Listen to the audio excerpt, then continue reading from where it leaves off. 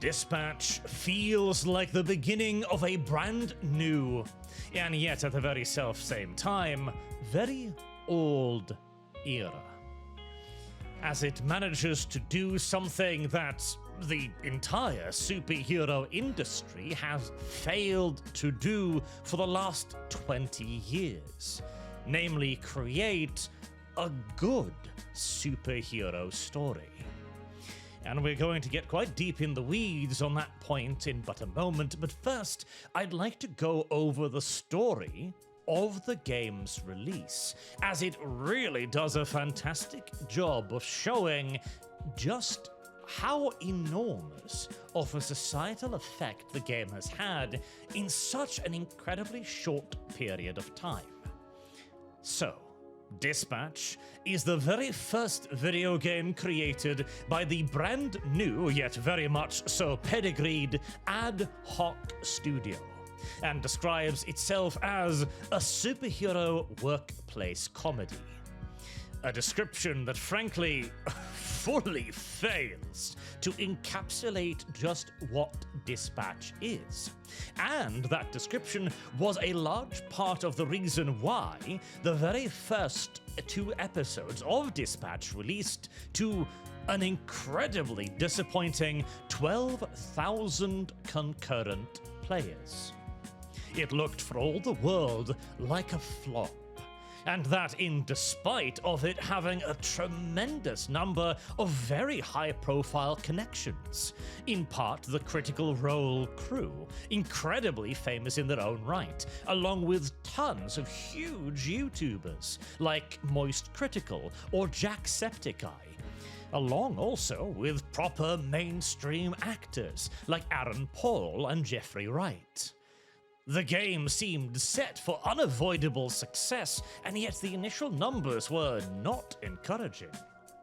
But then, as more and more people played the first 2 episodes, and started talking about them on Twitter and social media about how good they were, and how interesting the characters were, well, upon the release of episode 3 and 4, that concurrent player count shot up to 65,000, 6 times the original number. Something amazing was happening here. And the next week, with the release of episode 5 and 6, the concurrent count shot up to 131,000, until finally peaking with the release of the finale, episode 7 and 8, which had 220,000 players peak concurrent. That is a 20-fold increase from the game's release. It was very obvious to everyone that something seismic had happened here. Something within this game was really speaking to people, and they couldn't get enough of it. For the last month, social media has been practically drowned in talks about Dispatch, in art related to Dispatch. Even my own community got super interested in it. And all of this as well coming from an initial reaction that was, if not outwards negative, then certainly not particularly optimistic or positive. Again, my own community's reaction to Dispatch at first was, why are you playing this? It's gonna be some sort of woke slopfest game. Even my own initial impression was, yeah, I know this is probably massive YouTuber bait, but I really love the concept and want to play it. Very few people had any suspicion whatsoever that this would become the success that it did. In fact, even the game's author is as surprised as everybody else, saying that he did not expect people to be so ravenous for the game's romances, that he didn't expect people to fall so completely in love with Blonde Blazer and Invisigirl, and that because they didn't expect it was the reason why they didn't include more romance option, despite also the internet having clamored for more romances. In fact, that has been one of the primary complaints about the game. And get this as well. In the same article, the writer says that whilst the main character, Robert Robertson, can pursue vaguely romantic relationship with two remarkably different heroes, Blonde Blazer and Invisigirl, it's certainly not the focus of the game. Are you sure? Because I myself and the entirety of the internet seems to have thought that that was exactly the focus of the entire game. Which also incidentally does make me a pinch nervous for the future and a potential season 2, because if this writer can't tell that Dispatch is first and foremost a love story, as much if not more as it is a superhero story, then boy, apparently this was all created by sheer accident. Which would be a tragedy, as the writing is very good. The characters are enormously compelling. Blonde Blazer is a fantastic example of this, as initially, I was scared to death of her.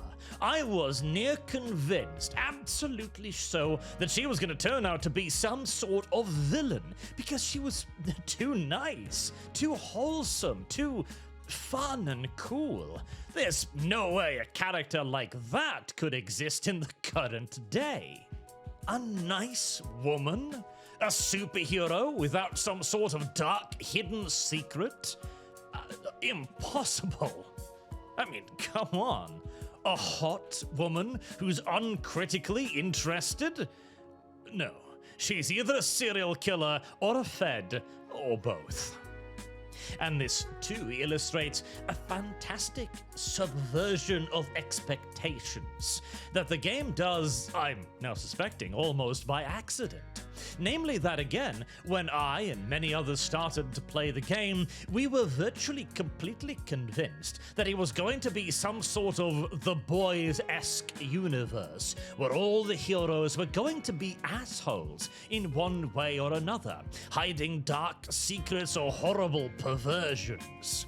We all assumed that it would be another, oh, the superheroes aren't actually heroes after all universe.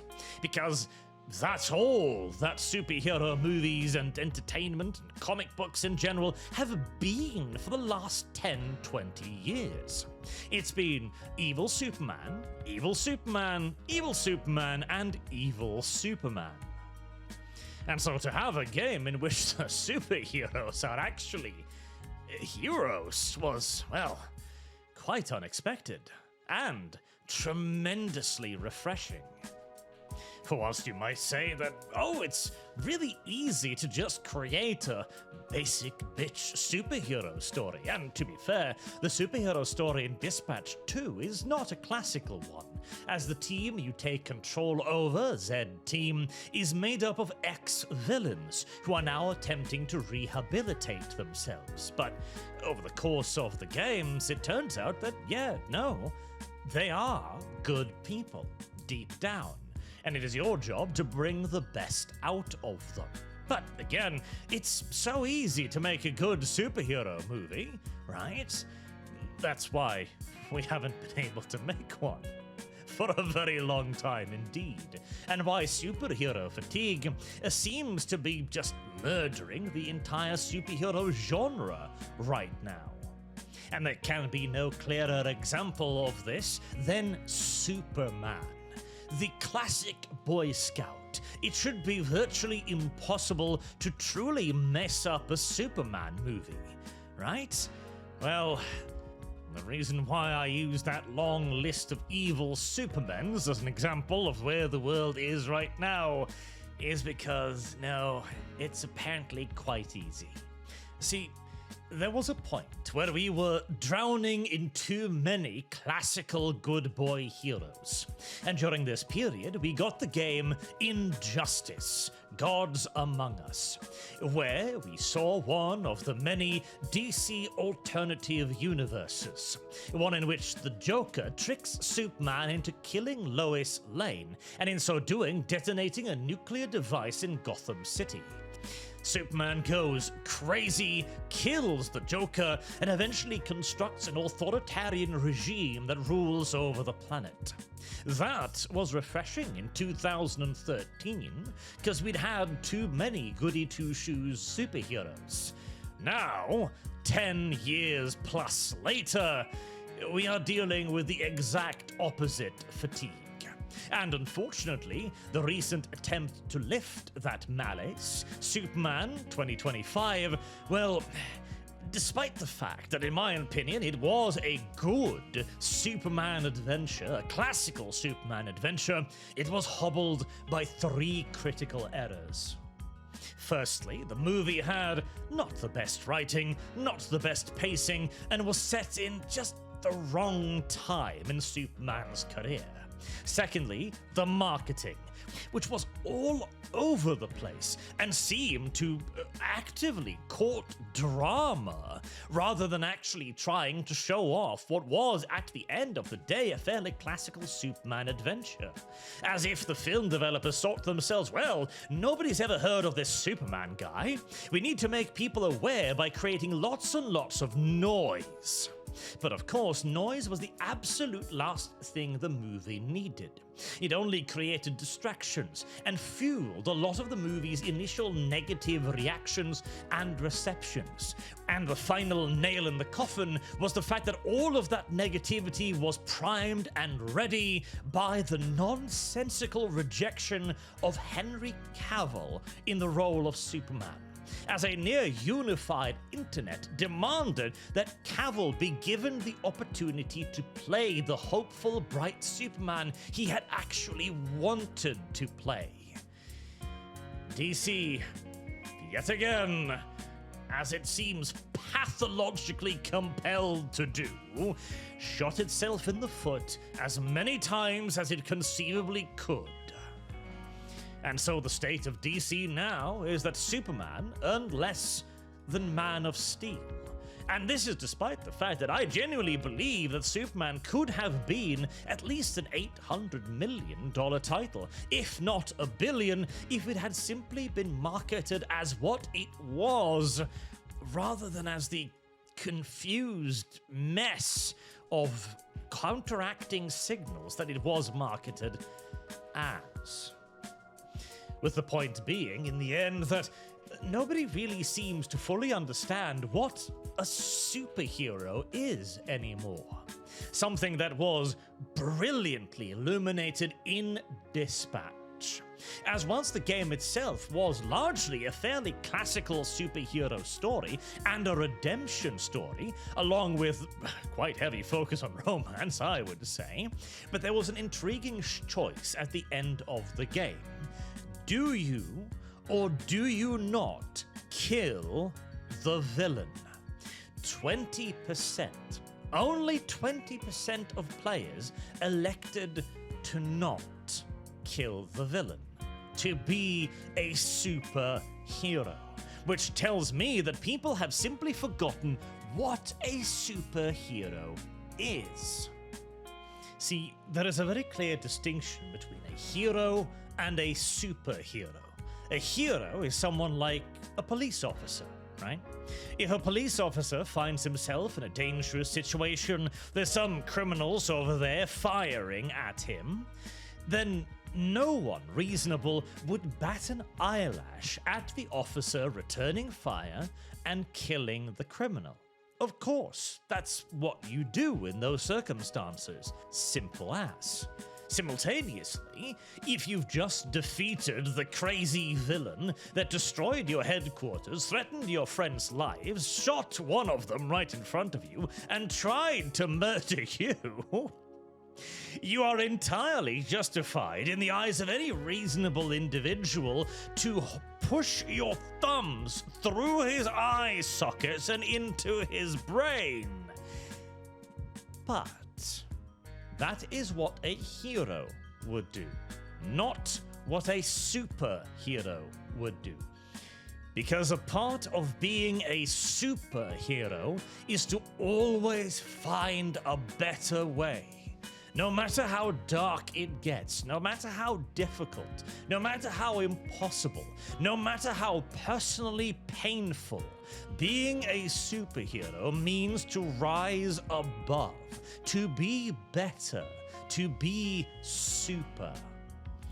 Or to steal one of my own examples, when Batman is fighting the Joker for the umpteenth time, he is not just trying to save the civilians. He is not just trying to stop the Joker. He is trying to save the Joker as well. This was in fact a key focus point on the early Batman the Animated Series, where it is shown that he will go to great lengths in order to try and redeem these criminals, in order to fix them and rehabilitate them. And sure, that leads to a whole lot of long-term negative consequences as well. You could easily argue that when the Joker inevitably breaks out of Arkham and gasses another 100 people with toxic laughing gas, that is, at least in part, Batman's responsibility. However, it is not Batman's job to kill criminals.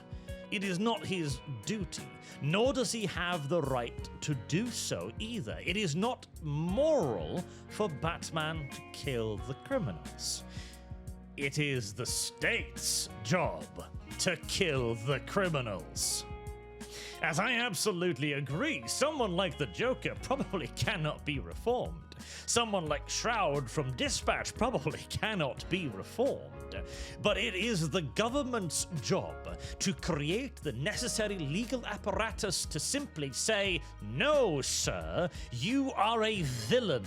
You are a terrorist. And unless you are stopped, you will do it again.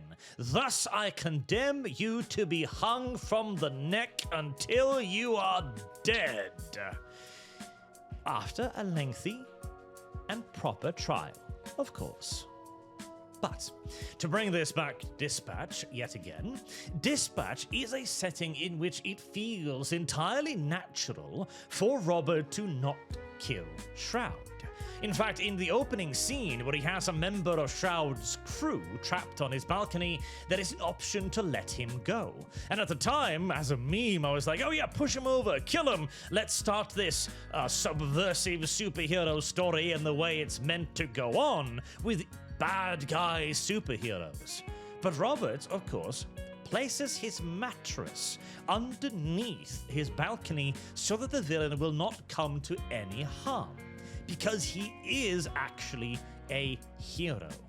And another amusing point is that 75% of players who said in an earlier scene that they would not kill Shroud stayed true to that promise.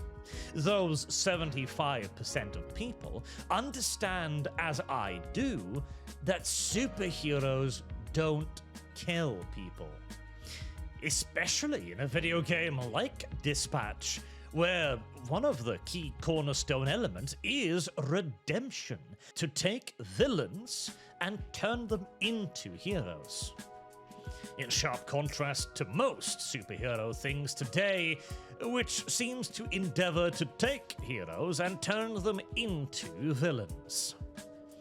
Indeed, that was also one of the most controversial decisions made in Man of Steel, a Superman movie that many have embraced since its release, despite its many flaws as a Superman film.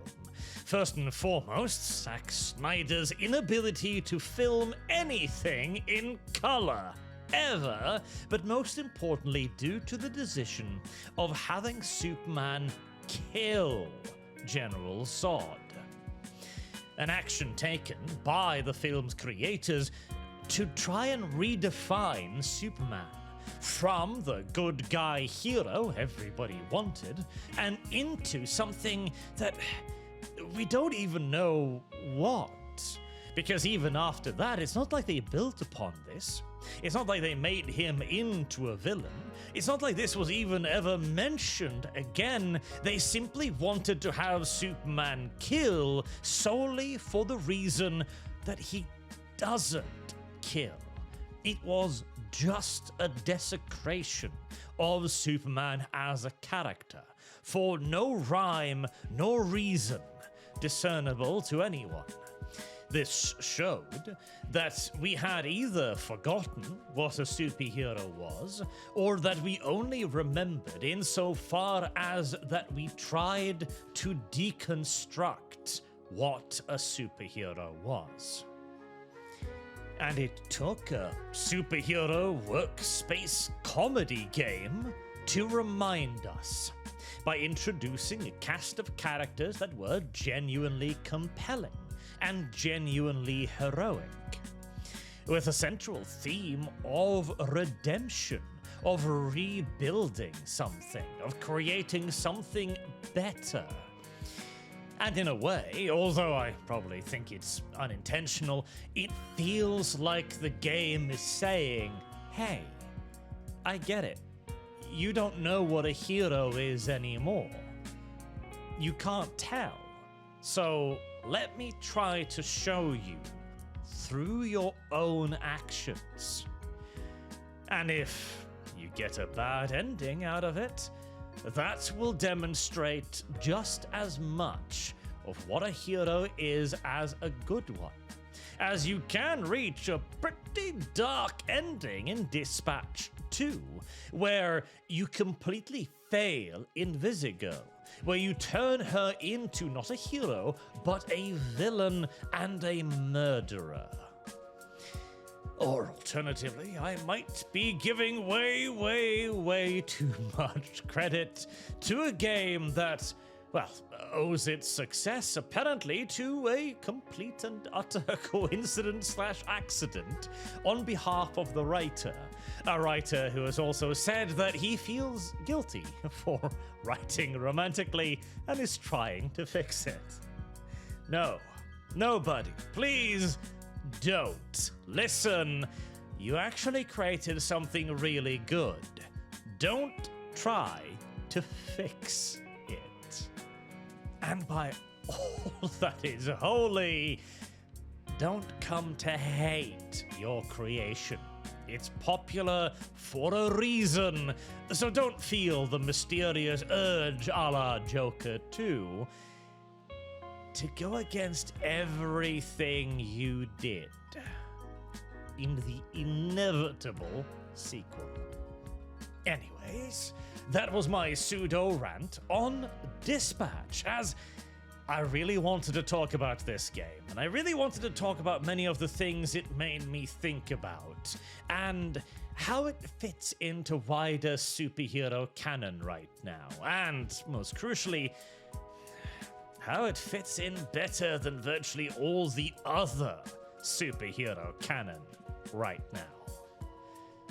Until next time, I've been Arch. Thank you all very much for watching, and I do hope to see you all again soon. Till then, have a good day.